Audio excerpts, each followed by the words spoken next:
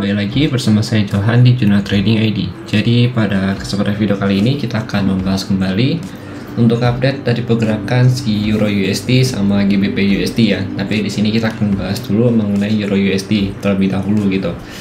Oke, pertama kita lihat dulu untuk Euro USD, memang pergerakannya cenderung sideways ya kalau kita perhatikan di sini ya.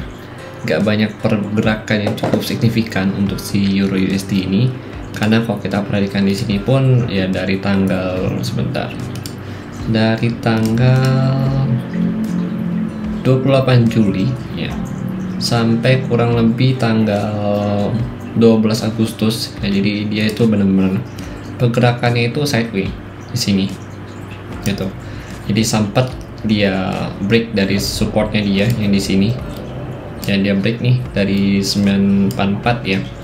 Terus dia lanjut turun, tapi habis itu pergerakannya kalau kita perhatikan lagi dia justru sideways lagi gitu. Kalau kita lihat di sini, ya.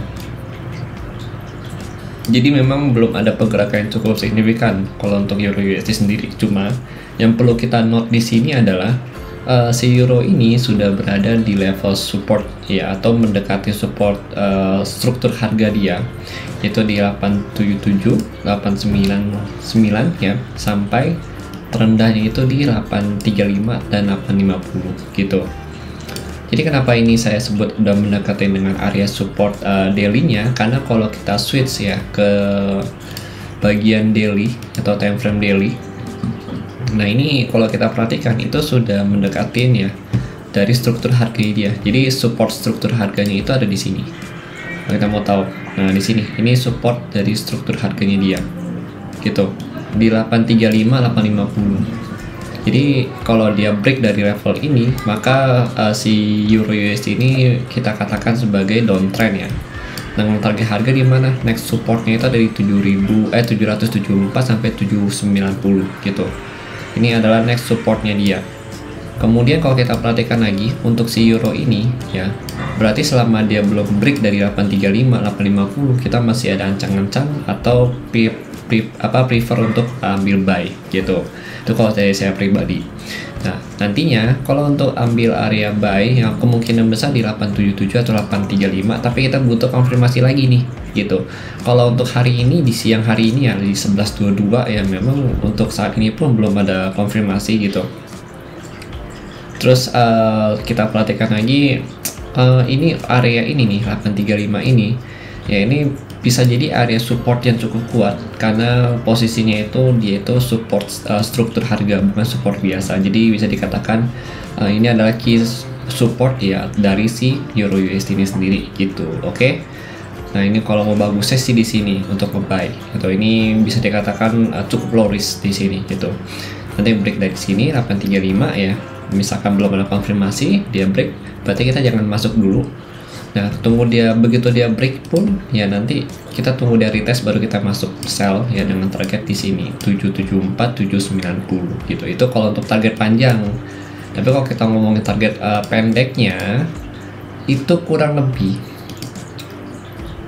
Nah, kalau kita ngomongin target pendek, nah sini target pendeknya itu dari sini terdekatnya ya, itu di 816 atau 816 itu target dekatnya. Kalau begitu dia bisa break di 835 ini gitu. Oke. Nah itu untuk Euro USD. Nah kemudian kita lihat lagi dari DXY. Kalau dari DXY sendiri dia masih uptrend ya, posisi minornya, tapi untuk major trendnya dia masih downtrend gitu. Jadi dia saat ini pun ya cenderung sideways juga, walaupun kalau kita perhatikan nggak begitu sideways banget ya untuk si DXY. Tapi dari tanggal 15 Agustus, dari tanggal 14 Agustus ya dia udah mulai agak sideways di sini, karena dia masih tunggu ya, kemungkinan besar ditunggu itu adalah FOMC malam ini gitu. Jadi dia masih tunggu ini, dia sideways untuk pagi hari ini ya, sampai siang ini pun dia masih sideways. Dan kalau dia break dari sini dari 103.53 ya, itu kemungkinan besar si Euro USD juga bisa break dari 877-nya ya, 877 sini possible di break. Lalu targetnya itu di sini.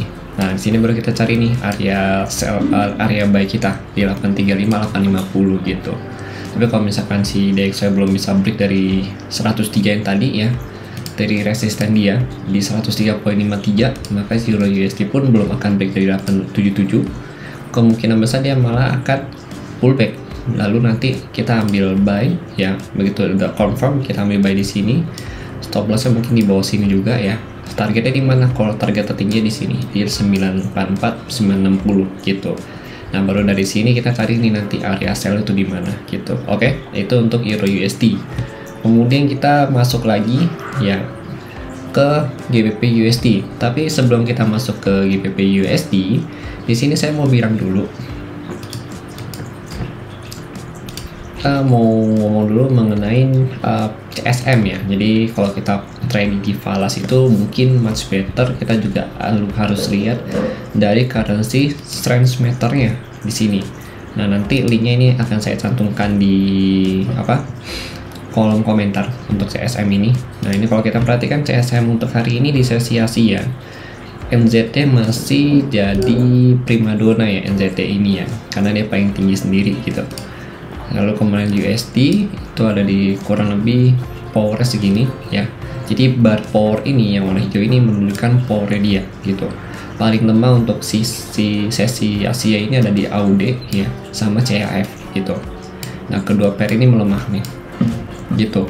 Kemudian kalau untuk USD sama Euro ini imbang-imbang kalau kita lihat. Cuma kalau kita perhatikan posisi ini masih lebih kuat si Euro ya ketimbang USD. Artinya posisinya si Euro ini cenderung naik dan USD cenderung turun gitu. Maka kalau kita perhatikan, kalau kita mau trading di pair falas pun ya, ini cukup berguna ya. Mungkin nanti akan saya buatkan juga tutorial khusus di GTSC mengenai cara pakai CSM ini, karena memang cukup berguna kalau saya perhatikan secara pribadi ya gitu. Untuk Euro sama USD berarti Euro ini kan lebih kuat ketimbang USD. Nah, berarti untuk pair Euro USD itu Euronya itu pair itu harusnya lebih cenderung naik ke atas gitu, karena posisinya itu pada saat sesi ini itu lebih kuat Euro, kecuali memang posisi lebih kuat USD ya, maka Euro USD ini akan turun gitu. Nah, kemudian kita lihat lagi nih untuk pergerakannya. Nah, kalau kita perhatikan memang dia cenderung naik ya untuk hari ini ya, cuma kenaikannya masih kecil yaitu sekitar 0,04%. Ya, jadi memang karena ditunggu juga sama DXY-nya untuk news malam ini gitu. Kemudian kita lihat lagi untuk GBP USD. Nah, kalau untuk GBP USD juga sama, dia cenderung sideways, belum ada pergerakan yang cukup signifikan juga sih gitu.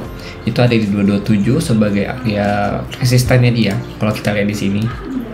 Nah, ini resistennya dia ya, resistennya dia, karena kalau kita lihat ini udah 2 kali dia nggak break, jadi sempat break tapi false break di sini. Kemudian untuk supportnya itu ada di 2665 sampai 2683. Nah, ini ada support levelnya dia. Itu artinya dia belum bisa nge-break, dan memang posisi dia itu kalau untuk si GBP USD ini cenderung sideways juga ya. Kalau kita perhatikan nih. Jadi kotak ini dari harga 2772 ya sampai 2796 sebagai resisten tertinggi dia. Kemudian kalau untuk 2665 ya sampai 2683 ini adalah sebagai supportnya dia yang cukup kuat untuk GBP USD gitu. Sedangkan untuk support kuatnya itu ada di 2600 sampai 2629 gitu. Nah, sebenarnya bagus nggak sih untuk kita main buy di sini? Nah, ini tergantung dari si DXY juga gitu. Kalau hari ini DXY belum bisa break dari 103.45 ini ya, dari level ini ya, kita kembali ke sini nih. Itu kita masih bisa ada harapan untuk buy Euro si GBP USD. Mungkin ini dari zona buy kita nih, ini zona 1, ini zona 2 gitu. Kalau kita mau buy di zona 1 ini kan kurang lebih berapa pips nih, range harganya itu sekitar 16 pips. Nah, mungkin stop loss kita bisa taruh di 30 pip ya, kurang lebih di sini. Atau kita ambil aja di bawahnya sini gitu, biar nanti pada saat harga spike dan memang dia break di 2665 ini, kita udah bisa tunggu lagi nih di sini. Nah, di sini di 2600 sampai 2629 atau 2630-an gitu ya. Jadi kita bisa ambil lagi di sini untuk level support yang cukup kuat dari si GBP USD gitu. Ini bisa dikatakan key supportnya juga atau psikologis levelnya dia gitu untuk si GBP USD ini sendiri. Oke ya. Nanti stop loss ya kalau untuk GBP ini kan 30 pip ya, berarti ini memang stop loss agak panjang mungkin ya.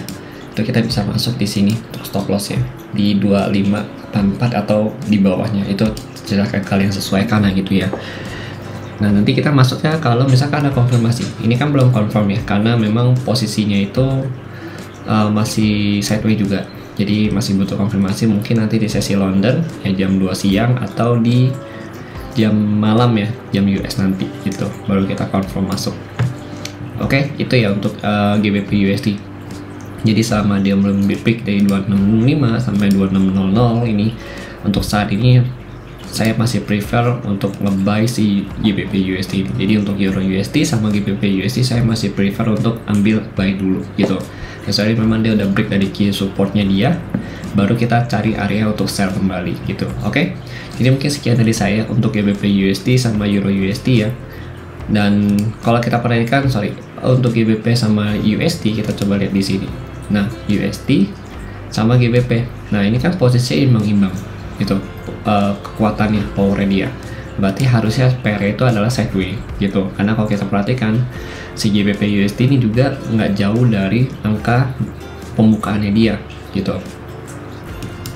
Ini posisinya itu cenderung sideways. Jadi untuk saat ini pun ya sebenarnya untuk Euro USD sendiri masih sideways. Ya tapi karena ini si GBP ini imbang-imbang kekuatan dengan si USD, maka dia sideways itu lebih terlihat di sini gitu. Oke. Jadi mungkin sekian dari saya untuk analisa dari si GBP USD dan Euro USD. Terima kasih dan sampai jumpa pada video berikutnya.